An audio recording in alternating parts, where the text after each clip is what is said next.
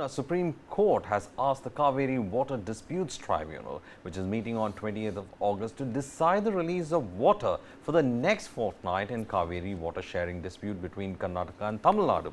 Now, Supreme Court says it doesn't possess any expertise on this issue and seeks a report from the Cauvery Water Management Authority. Well, the next hearing will be on the 1st of September on this matter. Well, Pankaj, an old dispute keeps coming up every time there is deficit rainfall. I was reading that there was deficit rainfall on the side of Karnataka, because of which they were actually having problems in releasing water, while Tamil Nadu says that it needs to get that 24,000 cusecs of water at any cost, and that's why it's moved the Supreme Court on this. Well, an old dispute between two southern states and still lingering on, especially when you have deficit rainfall. Well, definitely, Varghese, this is something that, Cauvery water dispute is so old. I would say that it has now started coming in, syllabus of the kids. I know, yeah, I agree with that.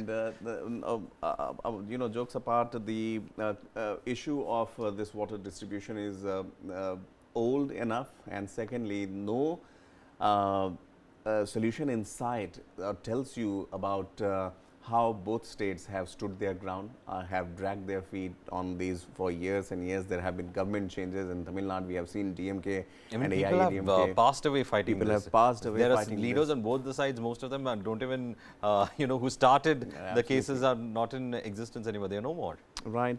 So, this is, I would say, a sad part of affairs. But when it comes to, essential commodities like water, I mean, both the states know that one patch of scarcity of water, and that vote count is gone. So, I would say it's obviously the the requirement of the population living in that part of both the states where the water distribution happens through Cauvery water. Releasing 24,000 cusecs of water to Tamil Nadu, something has been the bone of contention. But as far as both the states are concerned, I mean, we just saw recently a government change in Karnataka, obviously BJP going out and Congress coming in. But then these, issues again, Varghese, remain the same. It's just like as we were talking about the record keeping of whether any inch of land has been taken away by a foreign country or not.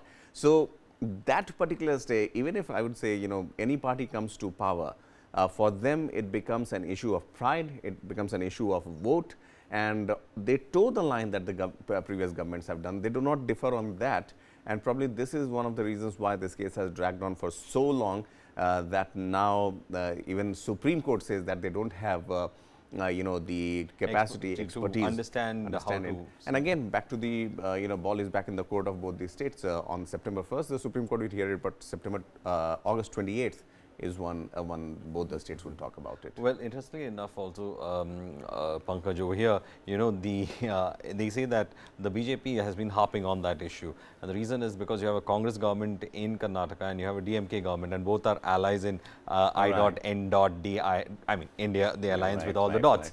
So very difficult, yes, I mean, if you break it down, yes. Yeah, so so they say that this is actually putting pressure on both the sides, because the DMK will be in pressure to get the water, and of course you have an alliance partner on the other side. So it's going to create trouble, is what they are saying. But that being said, it's a very old dispute, and it rightly pointed out, it's been in some of the school syllabuses as well regarding this water sharing. But then again, it's always gone to the wisdom of the court, but the court itself trying to understand the technicalities around this. Maybe Varghese, what I think is that this particular issue hasn't also gotten its due attention.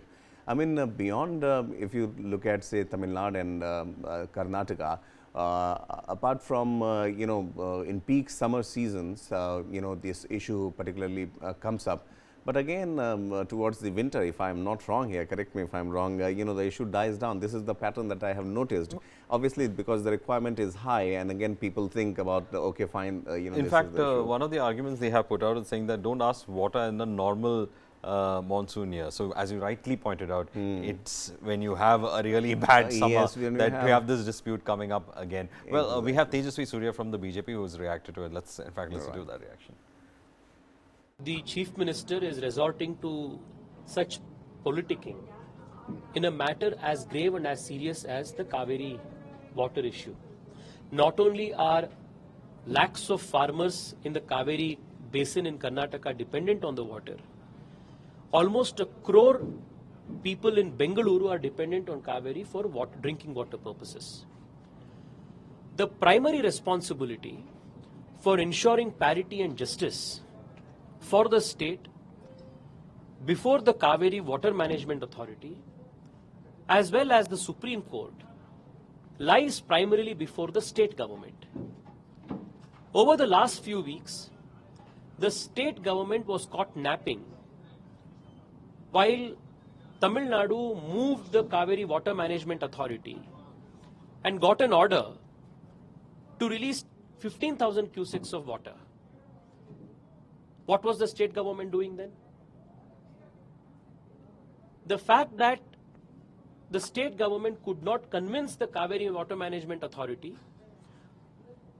about the ground reality, about the fact that Karnataka has received about 42% less rainfall in this water year, is an indication of the state government's failure. Well, that was in fact Tejasvi Surya speaking about why the Karnataka government has failed to convince the authorities in the Cauvery dispute panel on the needs of Karnataka and how they have mishandled it, according to him.